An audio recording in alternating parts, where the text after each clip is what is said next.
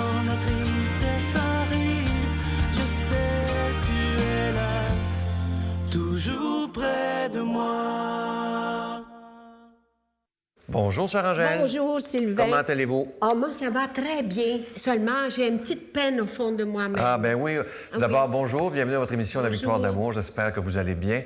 Comme vous le savez, on en a parlé beaucoup dans les médias. Mercredi dernier, le père Benoît Lacroix est décédé à l'âge de 100 ans. Et on avait eu le privilège de le recevoir ici, Sœur Angèle, le 3 Absolument. janvier dernier. Oui. Sa dernière entrevue à La Victoire de l'amour. C'est un homme qui était d'une espérance incroyable. Et je lisais beaucoup dans les journaux, sur Internet, qu'il laisse dans le deuil, évidemment, les croyants, mais aussi beaucoup de non-croyants qui aimaient cet homme parce que le père Benoît Lacroix ne se permettait jamais de juger quelqu'un. Il voyait toujours quelque chose de positif. Je me souviens, quand je l'ai interviewé, c'était tellement touchant et je me souviens...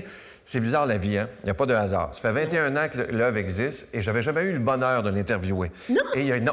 Non, jamais. Et il y a quelques mois, j'ai dit à notre chercheuse, Hélène, il faut qu'on l'ait. Et elle a insisté et ça a été sa dernière entrevue. Et pour moi, ça a été un privilège de rencontrer ce grand homme de Dieu. Et aujourd'hui, on vous présente sa dernière entrevue avec le père Benoît Lacroix. Vous allez voir des décors de Noël parce que c'était le 3 janvier. Et tout de suite après, on va entendre une belle chanson qu'on dédie au père Lacroix parce que pour nous, les chrétiens, la mort n'existe pas. Non. Il est maintenant, il en sait plus que nous autres. Mais il est dans le cœur de Dieu. Écoutez bien la chanson interprétée par Miguel tout de suite après l'entrevue, « Prends mon cœur », et c'est en hommage à ce grand homme. On écoute ensemble tout d'abord le père Benoît Lacroix. Bonjour, père Lacroix. Bonjour, monsieur. Merci d'être là. Pour moi, c'est tout un privilège. Et pour moi aussi. Merci.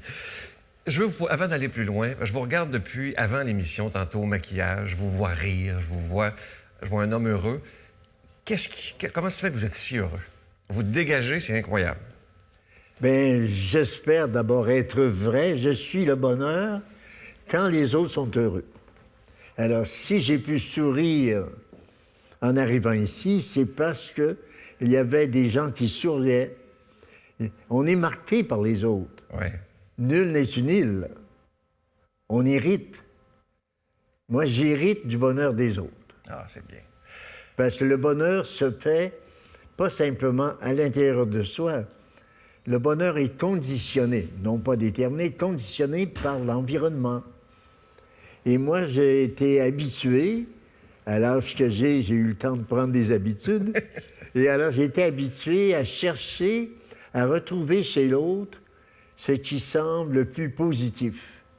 Et habituellement, évidemment, il y a des épreuves, il y a des deuils, tout ça. On reconnaît ça. Mais habituellement, chacun cherche ce qu'il y a de meilleur chez lui. Et s'il ne trouve pas chez lui, chez les autres. Et la recherche du bonheur a toujours été, dans ma vie, quelque chose de très important. Mais j'ai constaté, avec la vie toujours, que le bonheur était quelque chose qui pouvait arriver plutôt avec soi-même, avec les autres, mais qu'on ne pouvait pas avoir un vrai bonheur sans qu'il soit un partage. Vous dites, à un moment donné, dans une entrevue que j'ai vue, si vous cessez d'aimer, vous allez vieillir. Ah là, je suis certain. Ah oui? Et je crois que j'ai l'autorité de le dire. À 100 parce ans, oui. que, à 100 ans, il y a l'expérience de la vie. N'oubliez pas qu'avec 100 ans, j'ai été témoin de 2 guerres. Et donc, j'ai été habitué à voir la vie telle qu'elle est. Mais quand on rencontre beaucoup de gens dans la vie, ça m'est arrivé, professeur ici et là, je note que chaque personne est meilleure que ce qu'elle pense. Et Martin Luther King, qui m'a beaucoup impressionné, disait « Les gens sont meilleurs que leurs actes ». Et pour moi, c'est un mot qui m'a marqué beaucoup. La confiance que j'ai intérieurement, que les gens sont meilleurs que leur misère, meilleurs que leur deuil. Et peut-être pour vous autres qui nous écoutez, là, sachez qu'il y a au-dedans de vous quelque chose que vous ne connaissez peut-être pas parce que vous avez un deuil, il y a de la souffrance, de la vie qui passe, les années qui s'accumulent. Mais n'oublions pas que le bien est plus fort que le mal, que le jour est plus fort que la nuit, que la lumière est plus forte que les ténèbres, que le soleil l'emportera toujours sur les nuages, même si les nuages veulent le couvrir. Ouais. Je suis très marqué aussi, étant donné mes origines rurales, très marqué par le spectacle de la nature. Oui, vous êtes très, très proche de la terre. Hein? Je suis très proche de la terre parce que la terre a été mon premier professeur. Je me souviens toujours de mon père qui disait « Tu veux apprendre quelque chose, commence à regarder là où tu es. La terre, elle te parle. Obéis à la terre, disait-il quelquefois. Ça me choque un peu, surtout quand il y avait de la neige ou qu'il pleuvait. Mais il reste que l'enseignement fondamental vient de là. Nous sommes chacune de nous, à l'intérieur d'un contexte cosmique, et qu'à l'intérieur du cosmos, il y a les changements de saison, et qu'à l'intérieur des saisons, il y a toujours des jours bons, mauvais, nuits. Tout ça, c'est la variété qui nous enseigne que le changement fait partie aussi de nos vies et que le bonheur est capable d'intégrer de mauvais éléments, de mauvaises expériences. Donc, c'est peut-être la vie qui a appris... Vous n'êtes pas nostalgique du passé, parce que parfois on entend des gens plus âgés dire « Ah, c'était mieux dans mon temps, c'était mieux ». Vous, pensez-vous que c'était mieux à l'époque ou si chaque période a sa beauté? J'entends ça souvent. Oui, on l'entend souvent. Mais en même temps que j'entends, j'observe. Et je m'aperçois que s'il y a de mieux, c'est pas dehors. C'est au-dedans de soi. Quand on dit c'était mieux autrefois, c'est une image que l'on se fait de la réalité. Parce que dans chaque réalité, il y a le jour, la nuit, le bien, le mal. Et alors, dire que c'était mieux autrefois, c'est peut-être une belle phrase, c'est peut-être quelque chose qui peut nous consoler d'un malheur actuel, mais ce n'est pas vrai. La vie est mobile, comme la température, comme la journée, comme les saisons. Dire autrefois c'était meilleur, c'est peut-être oublier aussi ce qu'il y avait de pire autrefois, ce qu'il y avait de mieux autrefois. Avec les attentats qui ont eu lieu en novembre dernier à Paris, beaucoup d'experts disent qu'on entre dans une troisième guerre mondiale qui sera très différente. Avez-vous peur pour l'avenir de l'humanité? Moi, j'ai un peu peur pour l'avenir de l'humanité parce que l'humanité est en train de se développer techniquement et elle est obsédée par le progrès technique qui enveloppe aussi le progrès, vous savez, militaire, la guerre. J'ai peur qu'un jour, qu'on soit tellement obsédé par le progrès que l'on puisse peut-être détruire une partie de l'humanité. Je suis un contemporain de la guerre atomique. Ouais. Et alors, je ne peux pas oublier ça. Je ne peux pas oublier, vous savez, mais je m'en souviens toujours, oublié Nagasaki. Bon, ça vient d'arriver. Et à un certain moment, l'humanité n'est pas capable, sous le poids de la douleur ou de l'inquiétude, n'est pas capable de raisonner comme du monde. Ouais. Ça me fait peur qu'il y ait des paniques tout à coup, qui produisent des tragédies qui dépassent notre volonté de vivre. Avez-vous des regrets en 100 ans? Moi, le regret que j'ai, c'est le regret que les gens ne s'aiment pas assez, ne se font pas assez confiance. Et même quand nous venons poser des questions, et ce regret de savoir qu'on redoute malgré tout que l'humanité ne soit pas capable de se sauver elle-même. Et je crois que c'est vrai. L'humanité n'est pas capable de se sauver elle-même. Elle a besoin d'aide. Elle a besoin, prenons un mot, elle a besoin de salut, elle a besoin d'être sauvée.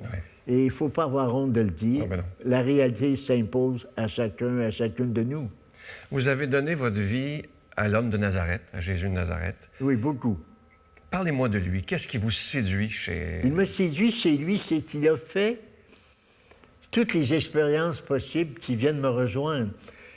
L'expérience de la naissance dans un milieu pauvre, l'expérience aussi d'une vie familiale qui semble tellement tranquille qu'on ne sait pas ce qui s'est passé, et ensuite l'expérience d'une vie publique qui a été à la fois heureuse et malheureuse, et puis il a intégré, c'est ce qui me frappe beaucoup chez lui, par rapport à d'autres fondateurs de religion, sans les mépriser, c'est qu'il a fait l'expérience de la mort après en avoir parlé et après avoir promis que la mort n'était pas le dernier mot, que la vie ne se termine pas par la mort. Et ça m'a toujours fasciné, que quelqu'un est capable d'intégrer l'avenir et de le vivre un peu par des souffrances, et la souffrance de la mort, puis en même temps qu'il promet de revenir, et moi je suis un homme de croyance, je crois qu'il est vivant. Alors c'est tout ça à la fois, la réalité de sa souffrance, et en même temps la croyance dans la survie, le besoin de chacun, de chacune de nous de survivre, de voir ceux et celles qui sont partis, ça m'habite et ça me rend heureux et ça me rassure, même sur mon propre sort. Ouais. Vous n'avez pas peur de la mort? Je ne peux pas en avoir peur parce que j'en ai trop parlé de ce que je viens de dire. Alors je me suis habitué probablement à une croyance qui reste difficile. Avoir peur de la mort, c'est pas un désastre, c'est naturel. Ouais. Le corps ne la veut pas. Ouais. L'esprit résiste un peu. Donc, la peur de la mort est quelque chose de normal. Et quand on me dit « j'ai pas peur de la mort », j'ai dit « j'ai pas peur de la mort, mais si je grattais un peu, là, je crois que j'habiterais toutes les peurs de l'univers. » Ouais. Je sais que vous êtes très heureux de l'arrivée du bon pape François. Oui. Vous avez dit une phrase à un moment donné, je veux bien vous citer. « Quand la loi prend le dessus sur la liberté, c'est la perversion de la religion. » Pouvez-vous Voilà. développer? Et je le répète, c'est vrai. La loi ne sauve pas, elle n'est là que pour nous aider à vivre. La loi est là pour notre liberté. Et notre liberté est justement là pour nous habituer à choisir ce qu'il y a de mieux dans nos vies et dans la vie des autres. Donc, la loi sera toujours extérieure. Le danger que nous éprouvons dans notre société, de la rapidité et de l'insécurité aussi, le danger, c'est de faire des lois tout de suite pour nous protéger. C'est ce qu'on appelle être paresseux. La loi, c'est un effet de la paresse. Je ne sais pas, j'ai dit vrai, je ne sais pas. Mais c'est un effet de la paresse. La vraie réalité, c'est le choix personnel, la liberté vécue, avec des erreurs, mais en même temps, avec le pouvoir de se corriger à même les erreurs. Vous êtes très heureux de cette grande ouverture du pape François présentement. Vous êtes heureux de voir ça à votre âge quand même.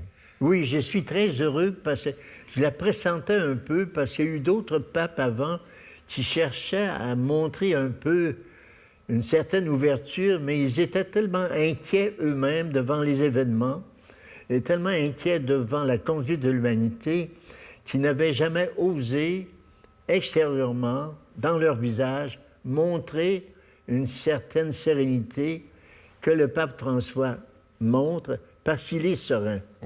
Parce qu'il a vécu, lui aussi, en Amérique du Sud. Il a vécu des événements difficiles.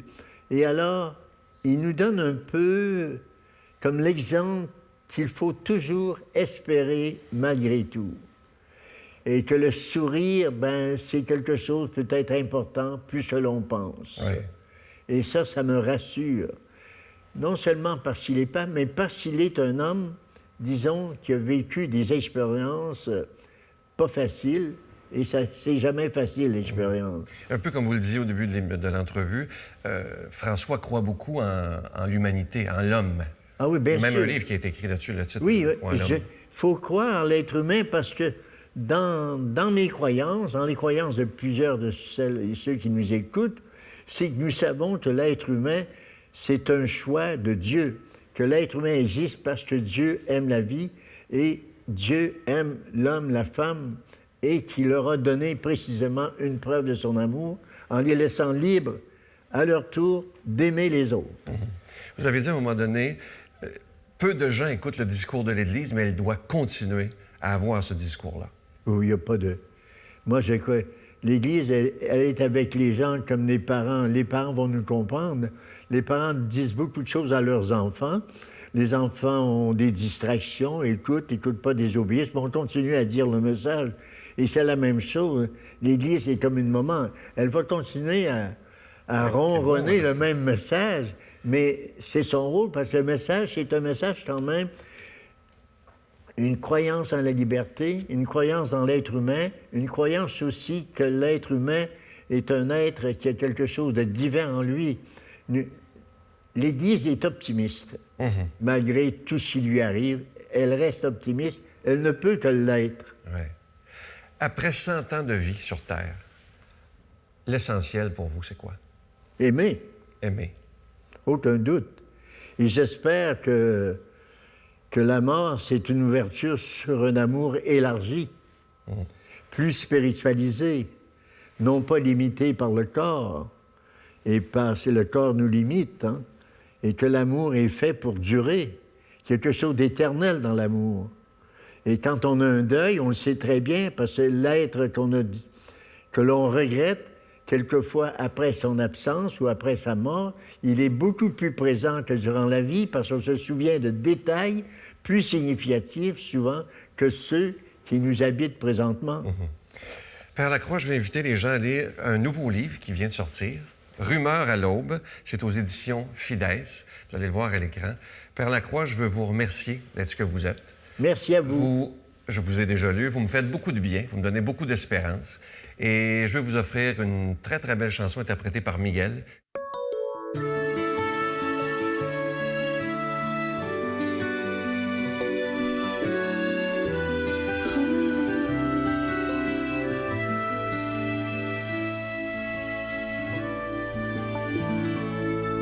Mon cœur, je l'ai gardé pour toi, mon Dieu. Prends mon cœur, c'est ce que j'ai de plus précieux.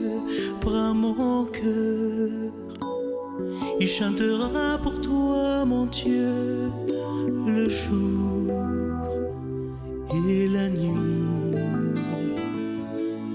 Tu sais, tu m'as séduit un bon matin, comme le soleil qui se prend la fleur au printemps. Et chaque jour, tu viens me caresser le cœur de ton amour, qui me fait chanter de bonheur, de bonheur. Prends mon cœur, je l'ai gardé pour toi, mon Dieu. Prends mon cœur, c'est ce que j'ai de plus précieux. Prends mon cœur, il chantera pour toi, mon Dieu, le jour et la nuit. Maintenant, en plein soleil de midi, je viens vers toi. Je veux te suivre dans la vie. Et aujourd'hui, je m'abandonne entre tes bras, car je sais bien que toute ma vie est faite de toi, faite de toi. Prends mon cœur, je le gardais pour toi, mon Dieu. Prends mon cœur, c'est ce que j'ai de plus précieux. Prends mon cœur, il chantera pour toi, mon Dieu, le jour et la nuit.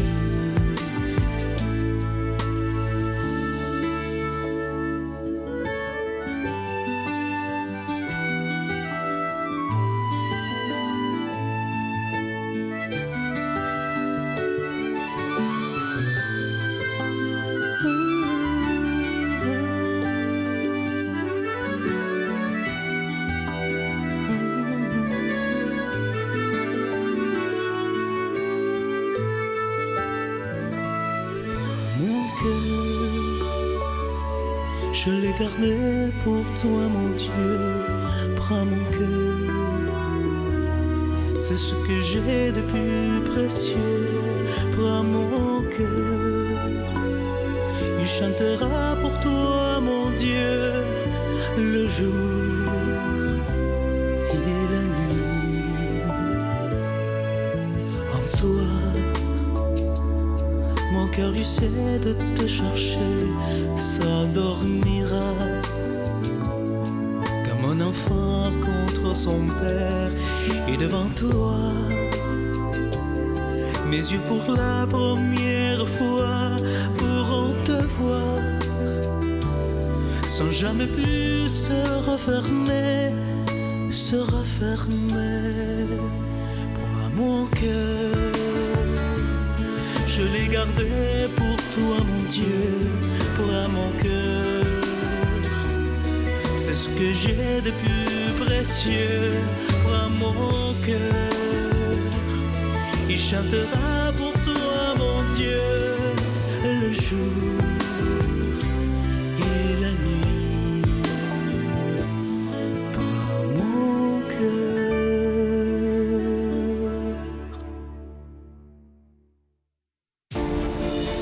Voyez le film Le jeune Messie, captivant, inspirant et profondément émouvant. Il a dit que de mes entrailles naîtrait un fils nommé Jésus.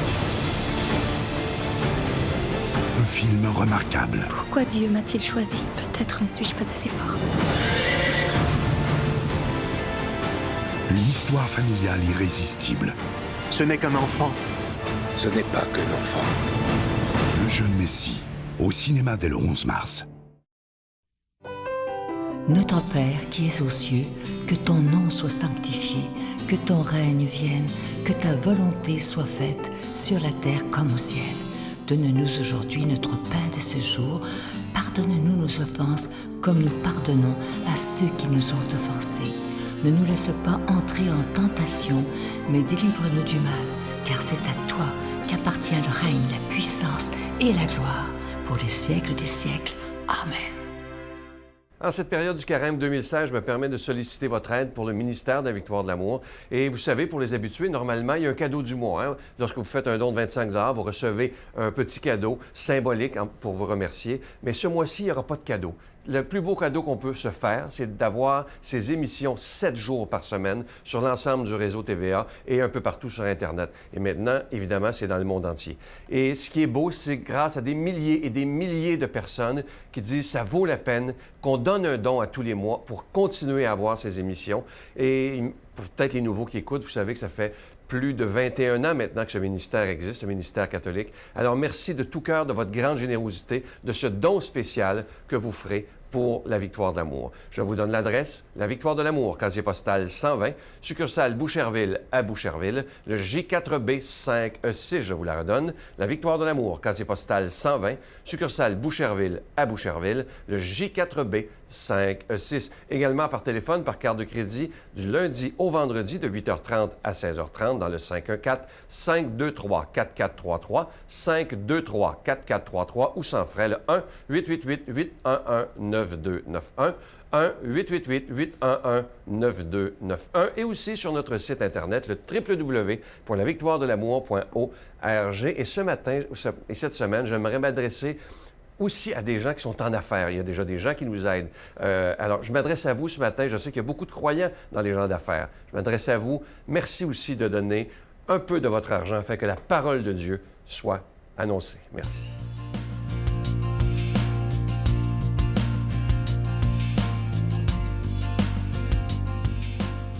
Bonjour.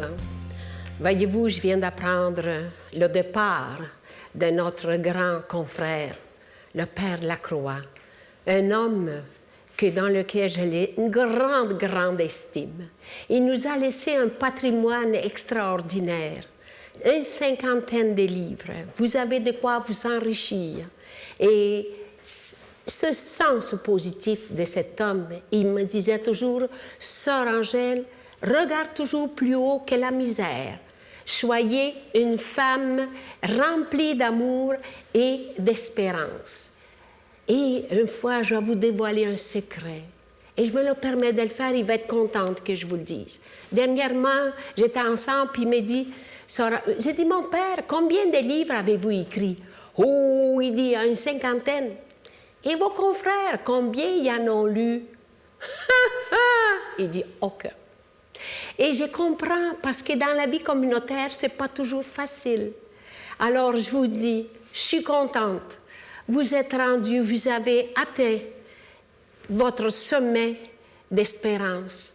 100 ans, un siècle avec vous et avec nous. Quelle richesse que vous nous avez laissée. Et moi, de ma part, et de tous les confrères de la communauté des Sœurs du Bon Conseil, je vous dis merci d'avoir été là. Mon Dieu, donnez-moi la sérénité d'accepter les choses que je ne peux changer, le courage de changer les choses que je peux et la sagesse d'en connaître la différence. Amen.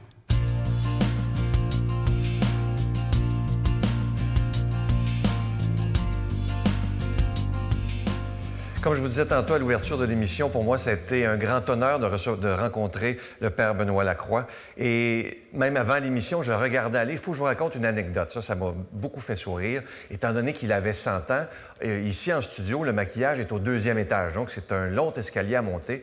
Et on a voulu lui rendre service en disant, Père Lacroix, nous allons faire descendre le maquillage afin de vous éviter de monter les escaliers. Il n'a jamais voulu. Il dit, je suis peut-être vieux, mais je suis capable de marcher. Vous auriez dû le voir monter les escaliers, droite comme une barre, en pleine santé. C'est pour ça que ça nous a tous surpris de le voir partir aussi vite. Mais ce que je me souviens de lui, parce que j'ai lu quelques-uns de ses livres, comme je vous disais tantôt, c'est cet homme d'espérance, cette personne qui osait jamais, il ne se permettait pas de juger quelqu'un. Je le regardais lorsqu'on a fait l'entrevue ensemble, il attendait, parce que vous savez, en télé, il y a souvent des moments d'attente. Et je lui disais, qu'est-ce qui fait que vous avez l'air si heureux, même si c'est un peu long? Il dit, moi, je suis toujours heureux.